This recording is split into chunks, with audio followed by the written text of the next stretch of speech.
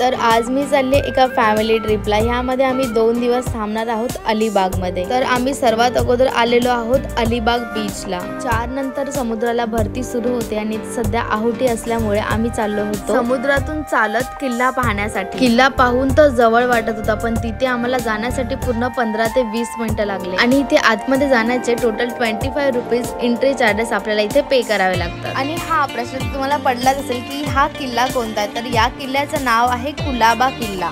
इथे आपल्याला उजव्या सोंड्याच्या गणपतीचं मंदिर पाहायला मिळतं, हनुमान मंदिर, शिव मंदिर आणि दर्गा, इतिहासकालीन तोफ, गोड्या पाण्याची विहीर आणि दारू गोळा ठेवण्याचे ठिकाण आपल्याला पाहायला मिळतं। आता दुपार झालेली असताना खूप भूक लागली आहे, त्यामुळे आम्ही येऊन पोहोचतो एकवीरा भवानी महिला बचत गटच्या स्टॉल वरती आणि इथे आम्ही छान सी फूड एन्जॉय करतो। त्यासोबत ते झाल्यावरती मी छान इथे आईस्क्रीम सुद्धा खाते। तर हा व्हिडिओ तुम्ही माझ्याच एवढा एन्जॉय केला असेल तर नक्की लाईक आणि शेअर